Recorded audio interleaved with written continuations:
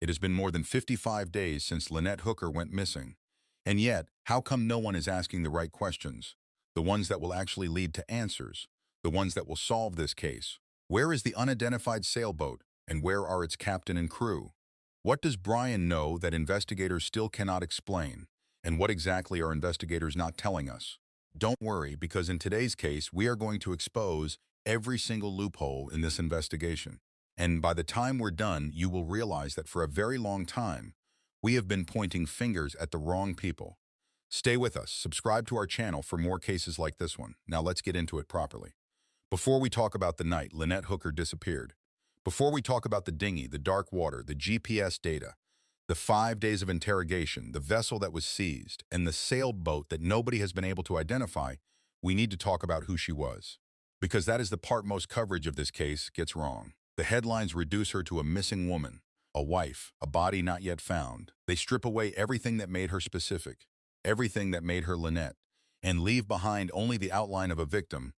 And when that happens, something important is lost, not just for her family, for the investigation itself. Because when you understand who Lynette Hooker really was, not just the biography, but the texture of the life she had built, the questions in this case become sharper. The inconsistencies become harder to dismiss. And what happened on the night of April 4th, 2026, becomes much more difficult to accept at face value. So, who was she? Lynette was born in 1970, raised in Illinois, then Michigan, the state that would define most of her adult life and that she would eventually, in her own way, leave behind. Michigan is a place shaped by water. You cannot live there and be indifferent to it. 3 sides of the state are bordered by the Great Lakes, Huron, Michigan, Superior, and the inland landscape is threaded through with rivers, creeks, and hundreds of small lakes that give the place its particular character. People grow up around boats in Michigan the way people in landlocked states grow up around cars. The water is always present, always nearby. For Lynette, it was more than that. She grew up near lakes, near boats, near the particular kind of freedom that open water offers to people who know how to read it. Her family understood this. Years later, after Lynette disappeared, her mother would tell the Associated Press, while driving home from the Bahamian consulate in Miami, trying to secure a passport to reach her daughter, that the water had always been part of who Lynette was. Our family grew up on water, she said. Lynette, her whole life has been near lakes, on boats, sailing and swimming. Hold that detail. It will matter. As an adult, Lynette built a professional life in telecommunications. Michigan Bell, Ameritech, SBC Telecom. She worked. She paid bills. She lived for a long time. The kind of life that is measured in increments, career progression, house payments, the practical architecture of an ordinary existence. She lived in Grass Lake, in Jackson, in Kentwood, in a brick bungalow in Onstead, a small quiet town in Lenawee County that most people outside Michigan have never heard of, and that most people inside Michigan have only passed through. She had been married once before, to a man named Rick Aylesworth. That marriage lasted 5 years, and from it came the most important person in Lynette's life, her daughter, Carly. Carly Aylesworth was born in 1997. She grew up watching her mother navigate single parenthood with the same quiet resilience that seemed to characterize everything Lynette did. She watched her mother work, rebuild, move forward. She also watched her mother fall in love again. Brian Hooker entered Lynette's life in the late 1990s. 3 years her senior, he was from the same part of Michigan, the same flat, water-edged landscape, the same working-class steadiness. By the year 2000, they were married. Brian became Carly's stepfather. It is worth pausing here and noting what Carly has said publicly about her mother and stepfather. She has described their relationship as volatile. She has alleged in interviews with Fox News that their dynamic was at times unstable, and she has said something else, something that was, according to her, not an abstraction or a retrospective reinterpretation, but a specific private confidence her mother had shared with her before any of this began. We will return to that. For now, we stay with who Lynette was before the water claimed her full attention. The decision to leave did not happen overnight. It was built over years the way most real decisions are. The idea of sailing, of living aboard a boat, of trading the brick bungalow in Onstead for open ocean and island anchorages, this was not an impulse. It was something that accumulated slowly and then became undeniable. Brian shared the dream. Whatever else would later be said about their marriage, the sailing was something they both wanted. They spent years, by Lynette's own account in early videos, searching for the right boat, the right vessel, something they could actually live on, something that could carry them. In 2023, they found it, a Morgan 461. a 1980 charter sailboat, originally from the Virgin Islands, docked in Rockport, Texas, and available for purchase. It was not in pristine condition. The woodwork was tired. The systems needed updating. It was, as Lynette put it in their first YouTube video, smiling, slightly exasperated, clearly delighted, a little rough around the edges. But we knew we were up for the task, she said. They bought it. They spent months restoring it. They documented every step. The sanding, the painting, the mechanical work, the slow transformation of something worn into something seaworthy, and they gave it a name, Soulmate. Sit with that name for a moment. Not lucky, not freedom, not wanderer or horizon, or any of the 100 names sailors reach for when they want to signal something about the life they are choosing. They chose Soulmate. They chose a word that is about a person, about the bond between two specific human beings, and they painted it on the hull of a boat they were going to live on together. Whatever that name meant to them when they chose it, it means something different now. Now it is evidence. Now it is part of the record. Now it is the name that appears in police reports and federal investigation summaries and news articles about a woman who has been missing for 55 days. But in 2023, it was just a name, and the boat it named was about to carry two people from Onstead, Michigan, toward the open sea. They created a YouTube channel. They called it The Sailing Hookers. They posted their first video in January 2023. Lynette bouncing on the deck of the docked Soulmate, smiling into the camera, announcing their departure from Kemah, a Texas port town. After 4 months of preparation, "We're finally leaving Kemah," she said. "It's only been 4 months. There is something in that moment worth noticing. The lightness of it, the self-deprecating humor, the sense of a woman who knows exactly how much work has gone into getting to this point, and who is choosing to laugh at it rather than be crushed by it." This was not someone who fell overboard easily. This was someone who had spent 4 months preparing for the moment she pushed off from a dock.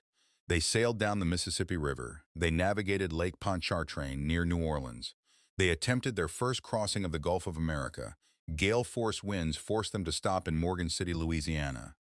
They documented all of it. The victories and the setbacks, the sunsets and the near misses, the ordinary textures of a life conducted entirely on the water. Their social media following grew: Instagram, TikTok, the channel called The Sailing Hookers.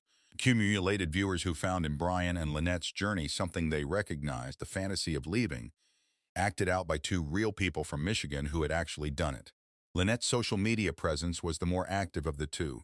Her Facebook was full of photographs, herself on deck, sunsets viewed from the cockpit, the particular blue of Caribbean water seen from the bow of a moving boat. She paddleboarded. She filmed herself laughing. She was in every frame a woman who appeared to be exactly where she wanted to be. Her last TikTok was posted 2 days before she disappeared. 2 days.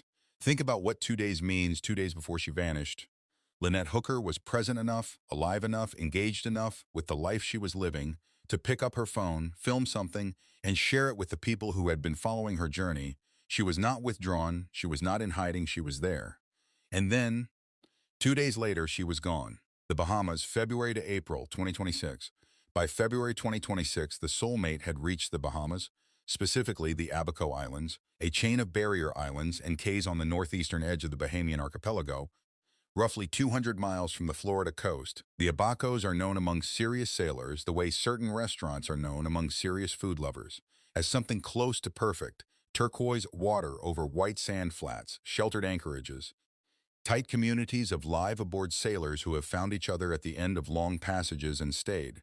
Brian and Lynette anchored in Marsh Harbor, the main settlement of the Abacos, with its small marina, its handful of restaurants and provisioning shops, and the relaxed, unhurried rhythm that defines island living in the out islands of the Bahamas. In March, they posted a video of themselves paddleboarding in those waters. The last public video before everything changed. On their boat's Facebook page, a page for the Soulmate itself, run by one or both of them, the About section read simply, "Photographer sailor living my best life." The last post on that page was March 9th, a YouTube video of them paddleboarding. After that, silence. Now, before we get to April 4th, there is something we need to acknowledge, something that mainstream coverage of this case tends to either flatten into a footnote or sensationalize beyond what the record supports. Something that is neither minor nor conclusive, but that belongs in an honest account of who these two people were to each other. In 2015, more than a decade before Lynette disappeared, Brian and Lynette Hooker were both named in a police report filed in Kentwood, Michigan.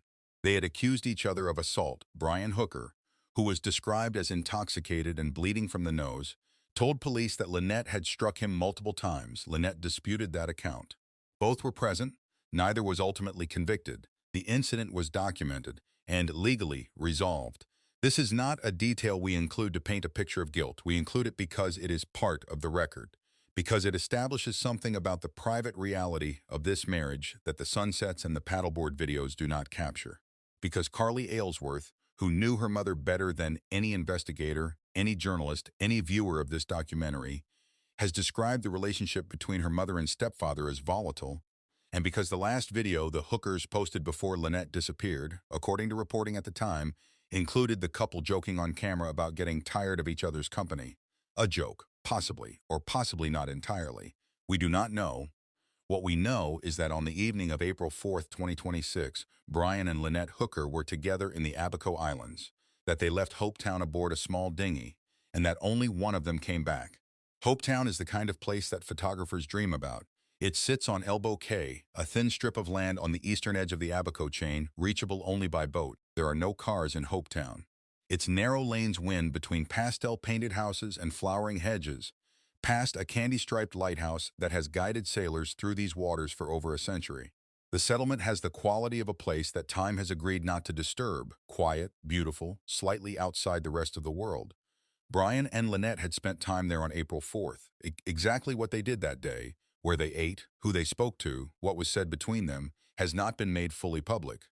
What we know is that by the time evening came, they were preparing to make their way back to the Soulmate. The Soulmate was not moored in Hopetown Harbor. It was anchored in Aunt Pat's Bay, a sheltered anchorage a short distance away on the leeward side of Elbow Cay. To reach it, they would need to take their dinghy out across the water. The dinghy was small, 8 feet, a hard-bottom vessel with an electric motor, the kind of tender that live-aboard sailors use constantly, in conditions ranging from flat calm to moderate chop, to move between their anchored vessel and the shore. For experienced sailors like Brian and Lynette, it would have been a completely routine piece of equipment, something they used every single day. That night, the weather was not cooperative.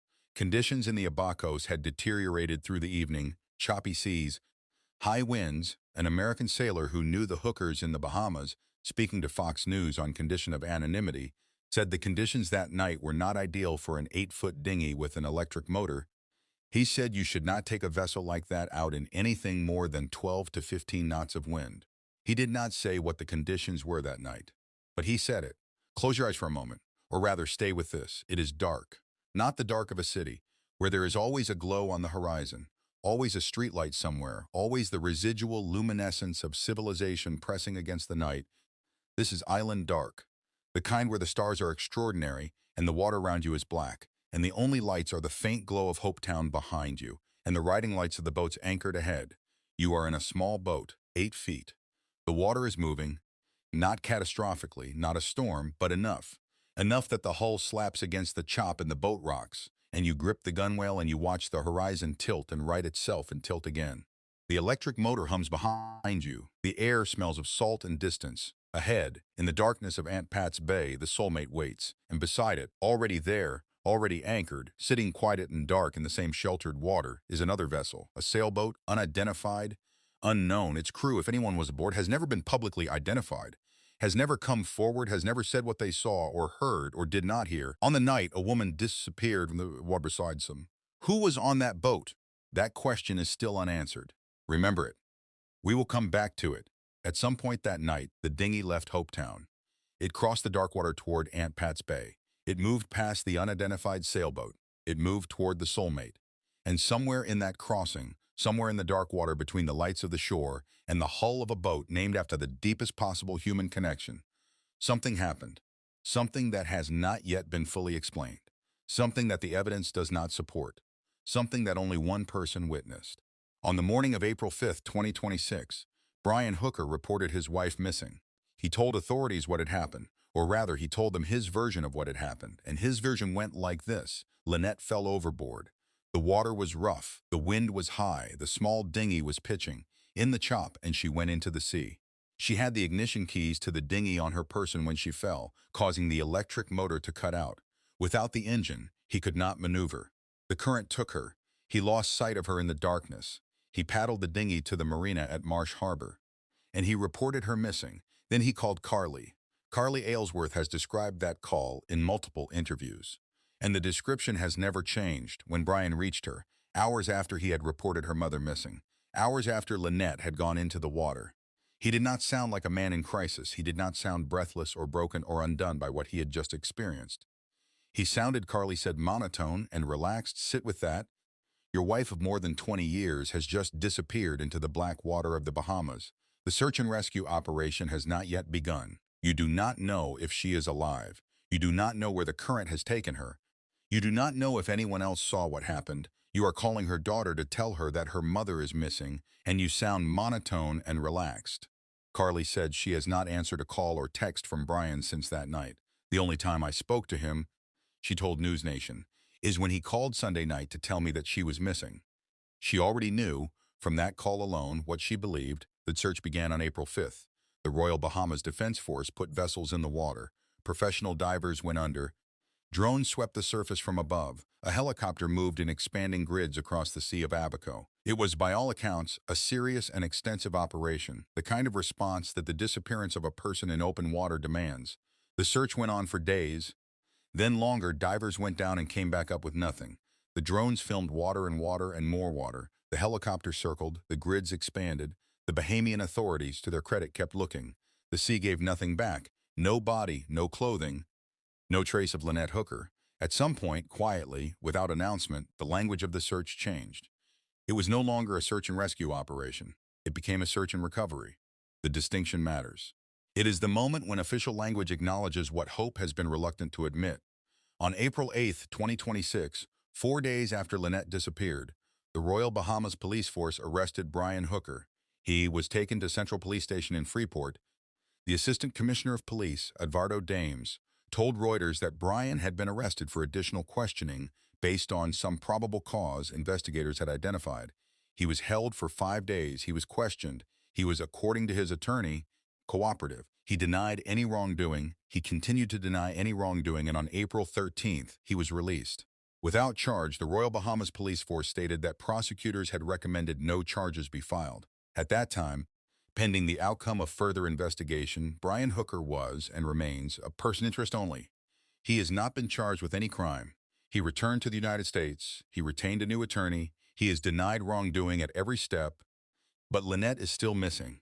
And the questions that were present on the morning of April 5th, when Brian paddled his dinghy to a marina in the dark and made a phone call that sounded, to the person who received it, monotone and relaxed, those questions have not gone away. If anything, they have multiplied. Every investigation runs on a narrative. A version of events is offered by a witness, a suspect, a survivor, and then investigators take that version and hold it up against the physical world, against the evidence, against the things that can be measured, mapped, tested, and confirmed. And the question they ask always is simple. Does this story fit what we know to be true? In the Lynette Hooker case, the narrative was provided by Brian Hooker on the morning of April 5, 2026. She fell. The keys went with her. The motor died. The current took her. He paddled to shore. That was the story. Now let us hold it up against what the evidence shows. Not to convict anyone. Not to reach a verdict that belongs to a court, but to do what this channel exists to do. To examine, methodically and honestly, the places where the official account and the available evidence do not align. Because in this case, there are several of those places, and some of them are very hard to explain. The detail that investigators, family members, legal observers, and tens of thousands of people following this case online have all returned to, again and again, from different angles with different expertise, is the same detail. The keys. Brian Hooker told authorities that when Lynette fell overboard, she had the dinghy's ignition keys on her person. That when she went into the water, the keys went with her. That this caused the electric motor to cut out. That without the motor, he was unable to maneuver the dinghy effectively and was ultimately forced to paddle to shore. This detail is doing enormous structural work in Brian's account. Without it, the engine does not die. Without the engine dying, Brian has no mechanical explanation for why he could not use the boat to search for his wife. Without that explanation, the decision to paddle to shore, rather than use a functioning motor to circle, to search, to stay near the place where she went in, becomes very difficult to account for. So the keys are not a minor detail. They are the hinge. They are the element on which everything else turns. Why did Lynette have the ignition keys? Think about what that means in practice. The dinghy has an electric motor. The keys start that motor. On a small tender like this, the keys are typically kept by the person operating the boat, the person at the helm, the person responsible for navigation and propulsion. They are not typically carried by a passenger. They are not typically tucked into the pocket of someone sitting in the bow on a rough night crossing. Carly Aylesworth has said directly that she found this detail unlikely. In interviews with CBS News and NBC, she said it did not make sense to her that her mother would have been holding the ignition keys while sitting as a passenger in an 8-foot dinghy on choppy water at night. She said her mother was experienced enough to know better. And then Carly raised a second question, one that has received even less attention than the keys, but that is, if anything, more unsettling. Why did Brian never leave the dinghy? His wife goes into the water at night, in the dark and choppy seas. She is, according to his own account, right there, just overboard, just gone, the current just starting to take her, and he stays in the boat. There are arguments to be made for that decision. Jumping into dark water on a rough night, without knowing where the current is running, could be fatal for a second person. It could create two emergencies instead of one. These are not unreasonable points. Experienced mariners have made them. But Carly Aylesworth is not an investigator weighing risk calculations. She is a daughter.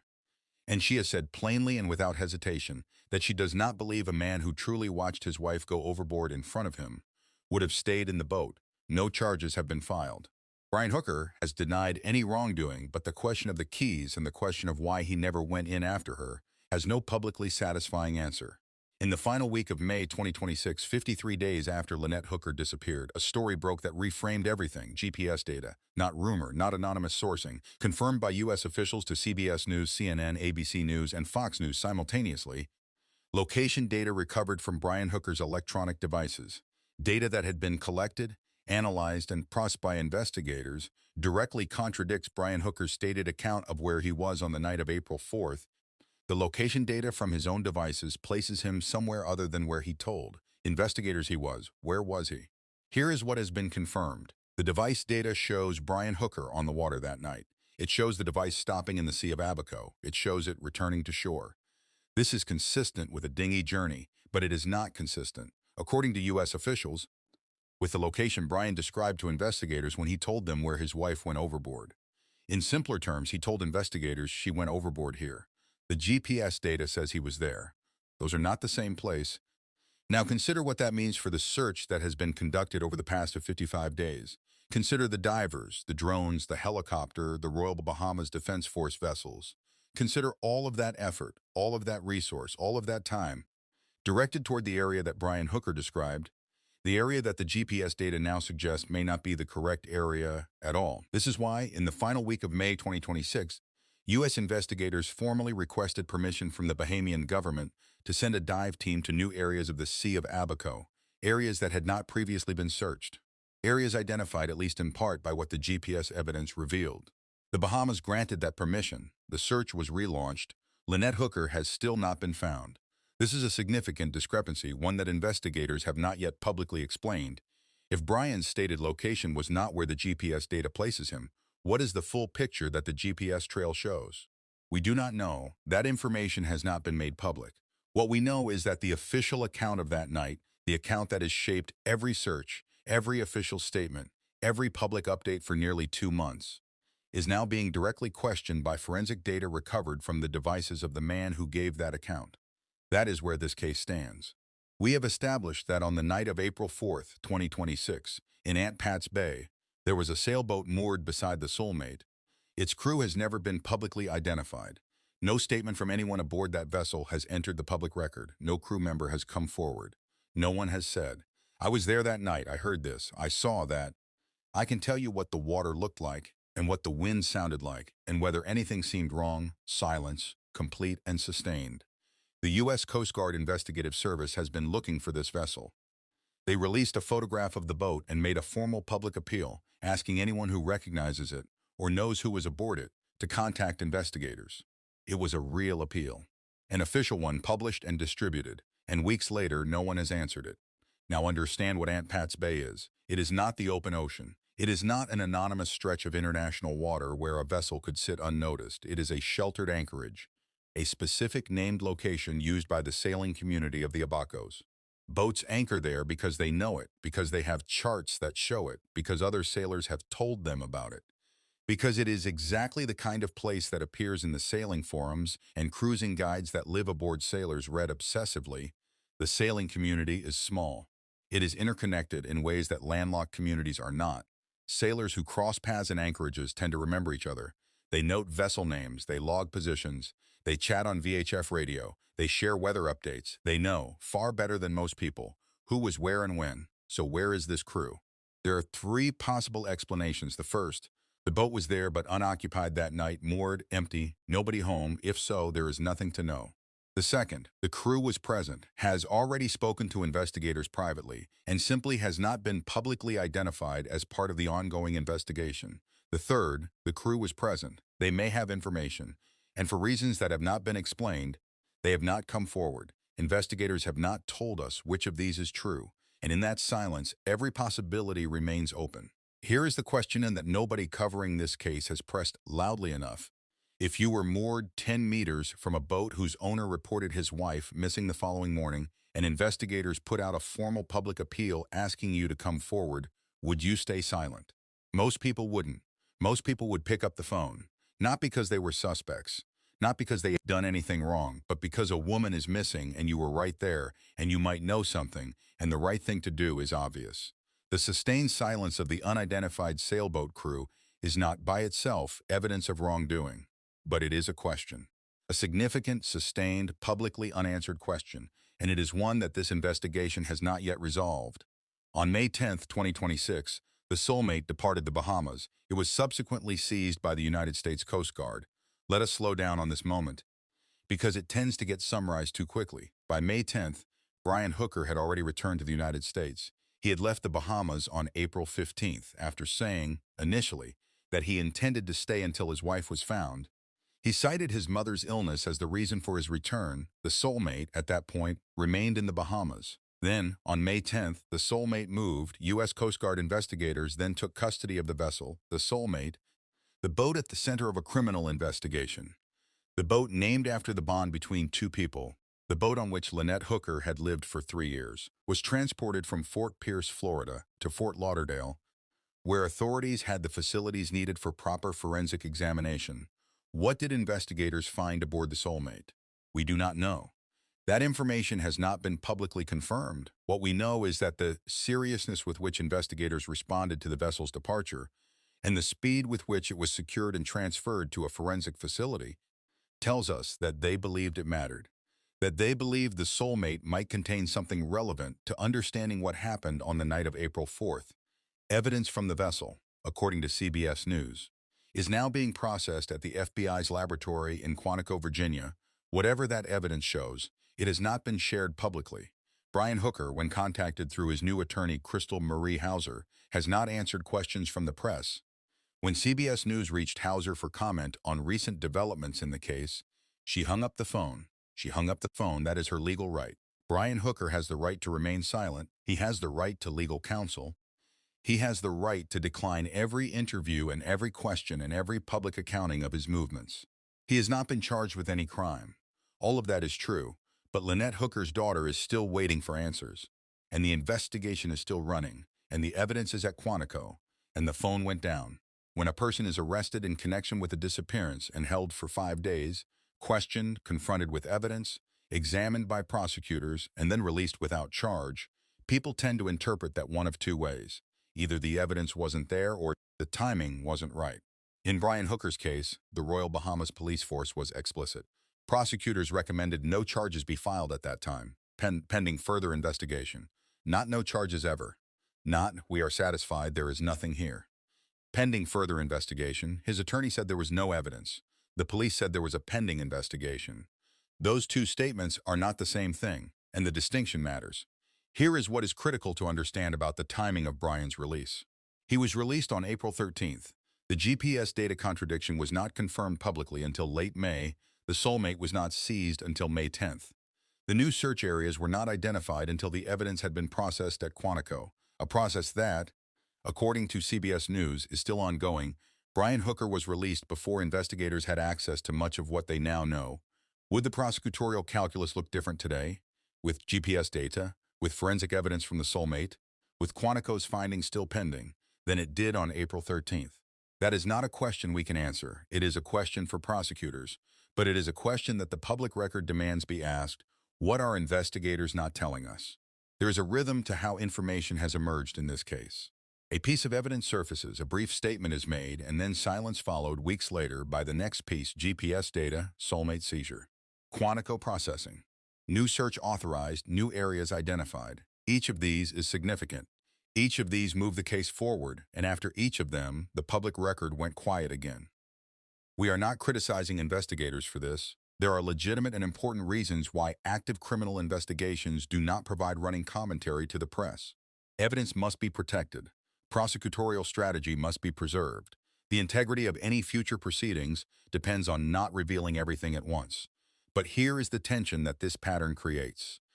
While the official investigation proceeds in carefully managed silence, while the evidence sits at Quantico and the divers prepare to search new areas of the Sea of Abaco, Lynette Hooker's daughter is living in the space between the updates. She is living in the silence between the statements. She is waiting every day for the phone to ring with news that her mother has been found, and the official narrative, Brian's narrative, has been in the public sphere, largely uncontested, since April 5th. What does the full GPS trail show? Not just the contradiction, but the complete picture of that night. What has the forensic examination of the Soulmate revealed? Has the unidentified sailboat crew been located privately, even if not publicly identified? And what will the new dive search find in the areas that Brian Hooker did not tell investigators to look? These questions do not have public answers yet, but they are the questions that will determine whether this case reaches the resolution that Lynette's family and the evidence demands. What we have covered so far is just the surface. What comes next is where this case truly falls apart and where the questions that nobody is asking finally get asked. We have walked through the timeline. We have sat with the inconsistencies. Now it is time to do what most coverage of this case has not done. Ask the question that changes the frame. Not just what happened to Lynette, but what have we been missing while looking in only one direction? Since the morning of April 5th, 2026, almost every aspect of the public investigation of Lynette Hooker's disappearance has orbited around one person, one relationship, one set of inconsistencies. That focus is not without justification. The GPS data is real. The contradiction is real. The inconsistencies in Brian's account are real. Investigators have identified aspects of his account that appear inconsistent with available evidence. They warrant scrutiny. We have given them that scrutiny in this documentary, and we will continue to. But there is a well-documented phenomenon in criminal investigation that applies here. It is called tunnel vision, and it describes what happens when investigators and media and public attention become so focused on one explanation, one suspect, one narrative, that they stop adequately examining the surrounding terrain. The question is not whether the focus on Brian Hooker is warranted. The question is what that focus may have caused everyone, investigators, journalists, viewers, to stop adequately asking about everything else. Who else was in Aunt Pat's Bay that night? What else does the full GPS trail show beyond the location contradiction? And what might the Soulmate hold that has not yet been made public? Return to the unidentified sailboat.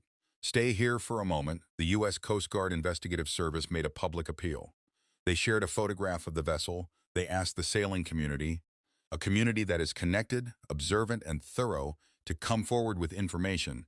Picture the anchorage on the night of April 4th, the Soulmate at anchor, the unidentified sailboat 10 meters away, the dark water between them, the sound of the wind in the rigging, the creak of the hulls.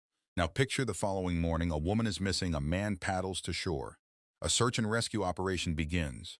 The story spreads through the marina at Marsh Harbor, through the VHF radio chatter that connects every boat in the Abacos, through the sailing forums and Facebook groups and WhatsApp threads that carry news through the cruising community faster than any newspaper.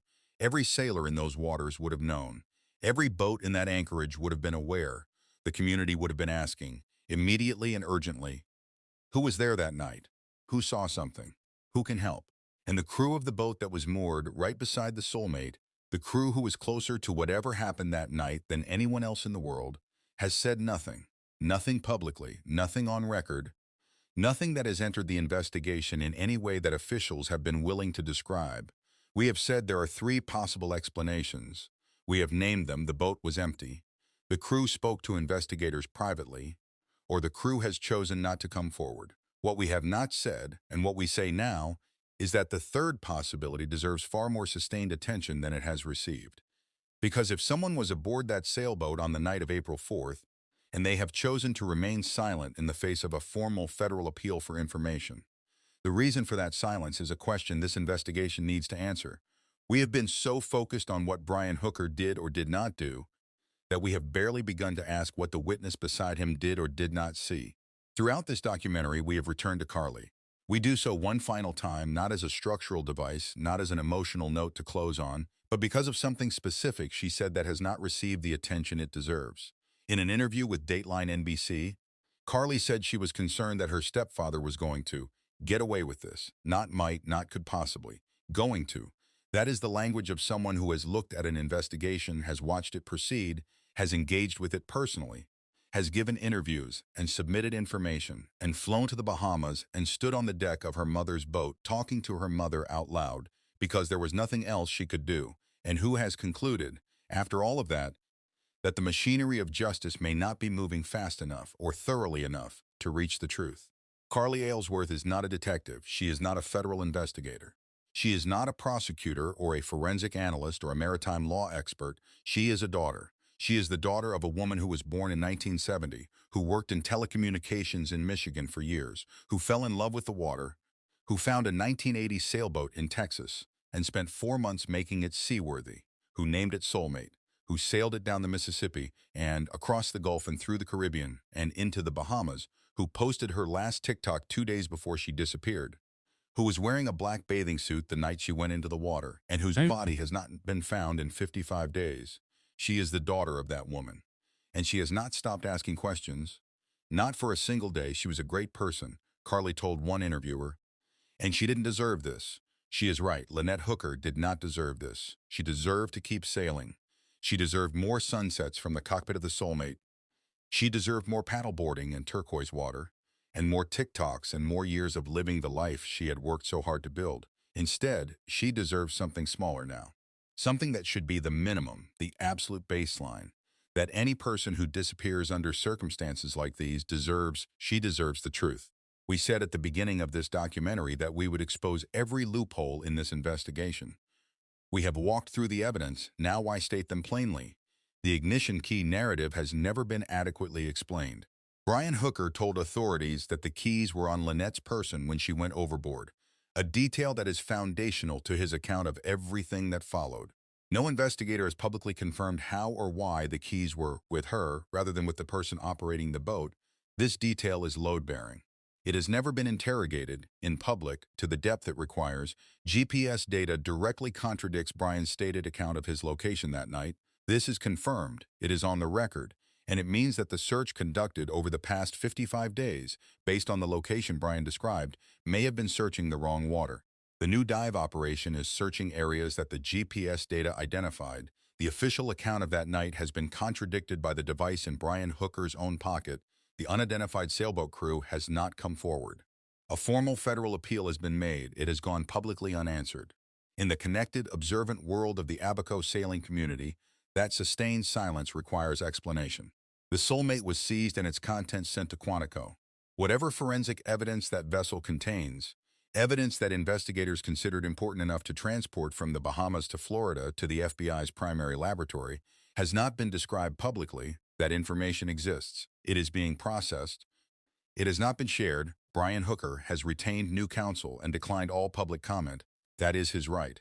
But the silence of the man at the center of this investigation, in the face of GPS contradictions, a seized vessel, and a relaunched search, is a silence that the public record notes. This documentary began with a promise. By the time we're done, you will realize that for a very long time, we have been pointing fingers at the wrong people. We need to be precise about what that means, and careful about what it does not mean. It does not mean that the scrutiny directed at Brian Hooker is misplaced. The GPS contradiction alone places him at the center of this investigation with good reason. Investigators have identified aspects of his account that appear inconsistent with available evidence. That scrutiny is warranted. It will continue. What it means is this. In the 55 days since Lynette Hooker disappeared, the dominant narrative has been about one person and one relationship, and in the sustained focus on that person and that relationship, A vessel sitting 10 meters from the Soulmate has gone publicly unidentified. A crew that may have been present on the most consequential night of this investigation has gone publicly unlocated. Questions about the full content of the GPS trail. Questions that go beyond the confirmed contradiction and into the complete picture of what happened that night have gone publicly unanswered. We are not saying Brian Hooker is innocent. We are not saying Brian Hooker is guilty. We are saying something more specific and more important than either of those statements. We are saying there is more to find, there is more to ask, and the investigation is not finished. As of the recording of this documentary, 55 days after Lynette Hooker went into the water of the Sea of Abaco, the case is actively developing. A new search has been authorized, new dive areas have been identified.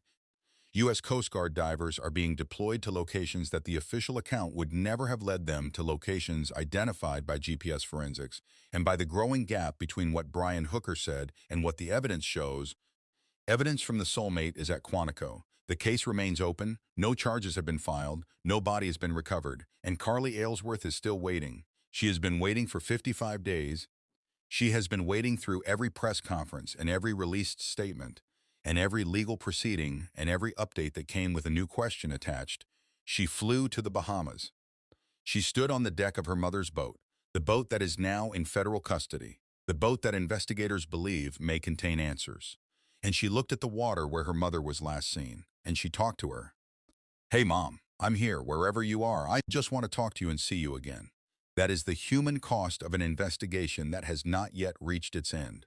That is what 55 days of unanswered questions looks like when they belong to a real person who loved someone. Lynette Hooker was 55 years old. She grew up near the water. She spent 3 years building a life aboard a boat she called Soulmate. She posted her last TikTok 2 days before she vanished. She was wearing a black bathing suit the night she went into the dark water of the Bahamas. She has not been found. And the questions that surround her disappearance, the questions about the GPS data, the unidentified sailboat, the seized vessel, the 5 days of detention with no charge, the keys that went overboard with her and silenced the motor and stranded the man who was supposed to be the person who loved her most in the world. Those questions do not have answers yet, but they will. The sea keeps its secrets for a long time, but it does not keep them forever. That is where we leave this case today. Not with a conclusion, because the conclusion is not yet written, not with an accusation, because the truth, when it comes, will not need our help to speak, but with the questions.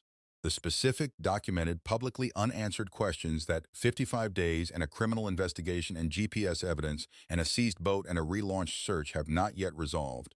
With the image of an unidentified sailboat sitting 10 meters from the Soulmate in the dark water of Aunt Pat's Bay, and the crew that has never said a word. With the knowledge that divers are in the water right now, searching areas that the official account would never have led them to, and with Carly Aylesworth, who has not stopped, who will not stop, and who is right not to. Tell us in the comments, who do you think holds the answers in this case? And what question do you think investigators need to press harder on? If you believe these questions deserve to be asked, share this video, not for us, for Lynette. And subscribe to Keela True Crime if you want to keep examining the cases the mainstream buries.